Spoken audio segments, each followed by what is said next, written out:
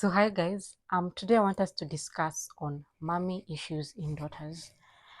In my previous video, I did discuss on mother trauma and the wounds and how it came about that now it passed down generation by generation. If you haven't seen the previous videos, kindly go and look at them because you'll find an in-depth analysis on what mother wound is and how it affects us. But today I want us to concentrate on mommy wounds in daughters. Now, when you're a daughter, how has that reflected to your life now that you're an adult, now that you're somebody's wife, now that you know you're a mom, now that you know you even in the working environment, in society at large. So, how did it all start? I say that if you had a restrained relationship between you and your mom, definitely it has an impact on your emotional well-being. Now it is now shown openly now that you're an adult. And what mothers who are overly protective, if your mother, was quite strict, if your mom was quite critical and harsh, if your mom was, lacked the nurturing or the, emotional care, if your mom was mentally, physically, and emotionally abusive to you, or even sexually abusive to you, if you know the dynamic or the marriage she had was not a fulfilling one, it has an in-depth, in-depth pain that has led to you now being an adult, finding it hard, being stable now as an adult. And what are the signs? So, among the signs is that if you're overly critical or you're harsh or judgmental towards other people's lives, that is a dynamic that you had between you and your mom, because your mom was quite critical and harsh to you. So you find it as norm whereby, you pass it down to other people, is that you find yourself, higher than others. That is the kind of dynamic you had. The other thing is, if you have an anxious attachment, this normally tends to happen and I'll have a different topic. Actually, the whole of next week, I'll be discussing about attachments, whereby it was uncertain. For example, if your mom was an addict, you definitely you had anxiety because those times she came out drunk, or maybe she even went away and you never saw her.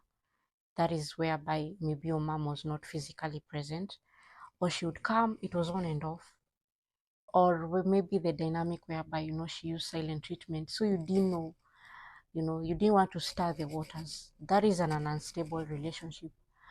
Now as an adult in your relationships now, especially your intimate relationship, you always need that reassurance of from your partner that you won't leave, or is always that maybe your partner doesn't do this, you've already started to question the relationship because of the instability that you had between you and your mom.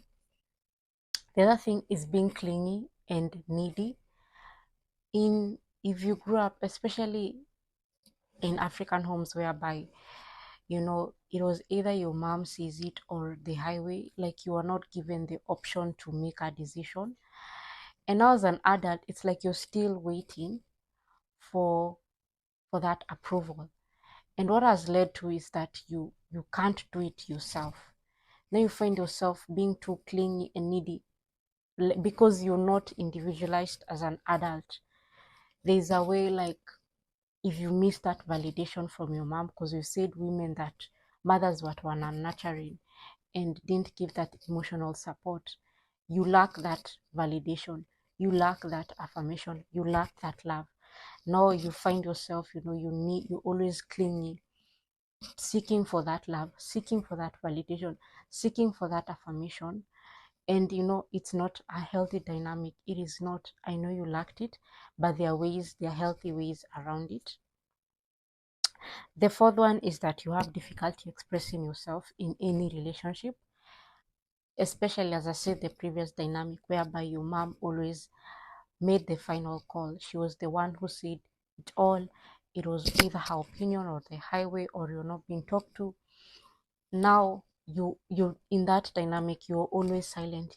You didn't open your mouth, you didn't assert your voice. But now as an adult, it's still the same dynamic. Like, you don't speak out your voice. People don't know what is it that you want to heard, because it wasn't nurtured in you. So that is how. The other thing is, you don't have meaningful connections, especially if your mother, I always say, like, the parent child relationship, it is the first relationship you have before even you have it with God, or before even you have it with the world. And if the people that were meant to show you love, affection, support did none of that, it was surfaced. It wasn't deep, because deep connections, these mutual, there's a way you relate to one another. There's a way you have, the chemistry, it is deep, it is meaningful, it is of connect, because you're able to express your voice, you're able to hear each other out, you're able to share, you're able to be confident, you're able to to assert your voice. And if none of that was there, now as an adult, you don't have connections with people. Like, you don't even have that friend. You in and out of relationships, you know because it was not nurtured. You don't find it as meaningful, because it wasn't prioritized. The fifth is that you tend to repeat patterns of unhealthy relationship. The dynamic you had with your mom, it was unhealthy. Your mom, as much as, yes, we say our moms are meant there to give us leadership and authority and guidance, but you see, those are structured. But if she's overly harsh, overly critical, being mean, abusive sexually, mentally, emotionally, so you find you still radiate with that same energy to the world, because it's so familiar to you. Whereby, when your spouse is harsh, you don't find it as something abnormal, because it was the norm that you grew up in. Or you find, yourself, whereby someone, violates your boundaries, or even sexual abuse. You find, especially people that underwent sexual abuse, they end up, being promiscuous, and that's unhealthy. That is very unhealthy. So that pattern, if you find yourself in toxic relationship, unhealthy relationships, dynamics whereby they don't fill you up but they run you dry, see your mother-child relationship, as these are correlation. And now, last but not the least, is whereby you have anger issues, because the person that was meant to ensure that you assert your voice, find yourself, be feminine. I always say, like, this thing that people say, that there's a lot of masculine women, but it's the dynamic that we grew up in. It wasn't, the person that was meant to embrace femininity to us, they had their own luck. They didn't, bring out the best of being feminine. And now we find ourselves, always angry, always sad, always mean, but the dynamic that we grew up in. So I come to the end of my video, but it doesn't mean that those are the actually I have a lot of signs and symptoms. I think I'll do a part 2. I will definitely do a part 2.